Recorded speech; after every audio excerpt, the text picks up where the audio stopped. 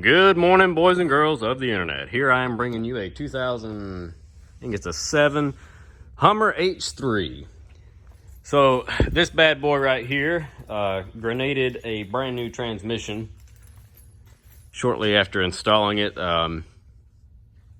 Then let's talk about this and then get this transmission out. So this is a, like I said, an 07-ish, I think, Hummer H3 that my dad and my stepmother own. It has 100 and I think 70,000 miles on it now. About 40,000 miles ago, the 3.7 inline 5-cylinder engine blew up. That's right, 5-cylinder. Had it rebuilt, put it back in the car, everything seemed fine. Then the transmission started acting up a few months ago. And it's just on its way out. This is a 4L60. It has the, I forget what they call this bell housing, but it's a specific bell housing for the 3.7 with the starter up on top, and you've got to take this slot out to get the torque converter bolts, and it's a pain in the nuts, but it is what it is. Now, this transmission has 29 miles on it and suffered a torque converter failure. You know, it's not the rebuilder's fault. You know, he didn't do anything wrong. It's just a parts problem. So, unfortunately, because of the metal shavings it deposited through the transmission, like I said, this thing has 29 miles on it. And this is excessive metal, including what's on the filter. All that gray paste is just metal. The fluid is dark. It still is, for the most part, pink red, but like I said, this is excessive for a 29,000 mile brand new transmission. The cooler in the radiator was completely flushed. I mean, thoroughly. The lines were flushed. They actually replaced it. So what happened was, after I put the transmission in, filled it with fluid, drove it, put it on the lift, 4 high, 4 low, got all the wheels spinning, going through all the gears, everything seemed fine. Took it out on the highway, and at 55, 60 mile an hour, I got a PCM command for the torque converter lockup, which is essentially your overdrive. It's like a 1-to-1.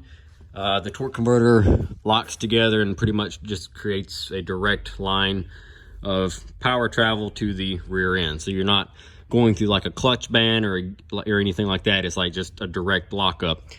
And well, it wouldn't engage. So at 70 mile an hour, you could hit the throttle and the RPMs would fluctuate. That shouldn't happen. You should be able to ease into the throttle at 70 mile an hour. The RPMs stay locked where they are, and the car slowly accelerate unless you give it more throttle, and then it would kick down into a lower gear. And none of that happened. I did have PCM command saying that it was ready for overdrive, but I never got an overdrive or a torque converter lockup engagement. So all that is controlled in the torque converter itself. It's electronic, and you have a wiring harness in here that I guess the rebuilder didn't replace. He sent me a new wiring harness and some new solenoids and pressure switches and stuff to change out to try to correct the overdrive issue, because we thought that was the problem at first, and I have all those parts. But the minute I dropped the pan and all of this came out, I knew we weren't dealing with a issue there. So this is torque converter failure at its finest. And it was, yes, a brand new torque converter or remanufactured one. I'm not exactly sure. I didn't purchase it. It came with the trans when we got it back.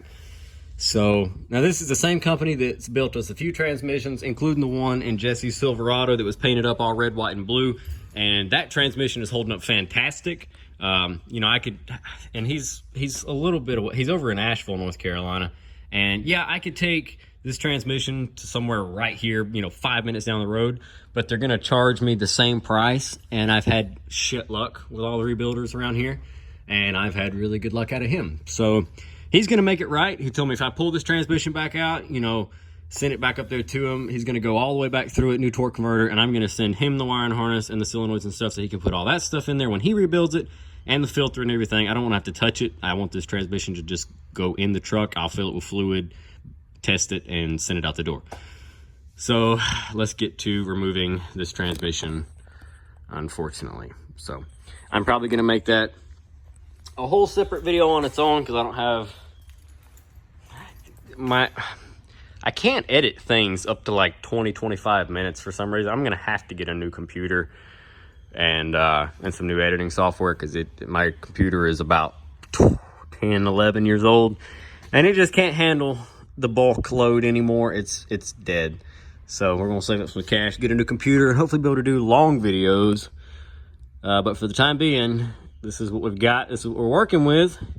So yeah, so stay tuned. I'm gonna do a video, or I might can get it all in here. I don't know. We'll see. But let's get to pulling it. So first things first,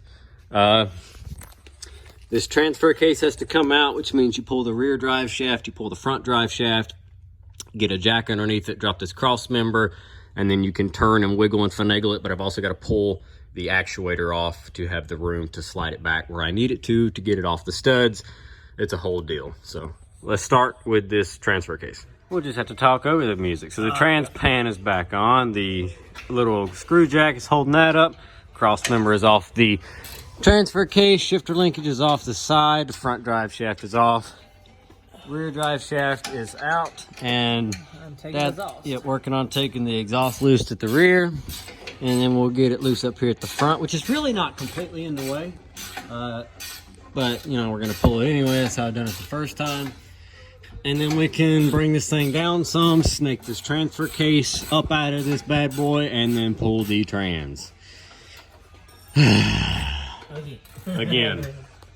All right, let's get this bad boy out. Alrighty, so there it is. Just lowered her down out of her little hiding spot up in there.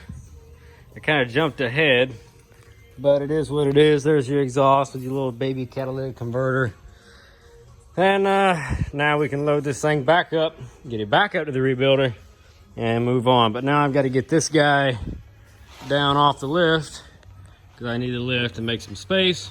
Roll her up to where she's gonna sit, and move on to the next thing. So hopefully we can get this thing in and out fairly quick at the rebuilder, because they need that car back. They've got my Escape.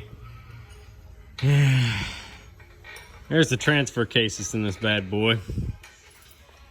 Big old honking thing. I had to put brand new gaskets and stuff on it. They look okay.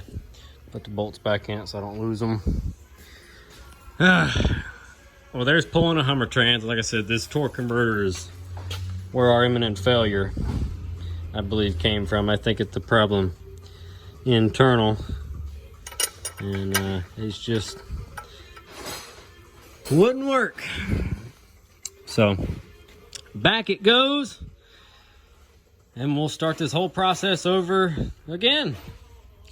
Alrighty, thanks for watching, everybody. Drop a comment down below, let me know what you think. And yeah, there's your 4L60 out for the second time, hopefully the last time. And we'll stab it back in there. I'm tired of looking at this bummer. Ugh. All right, on to the next one.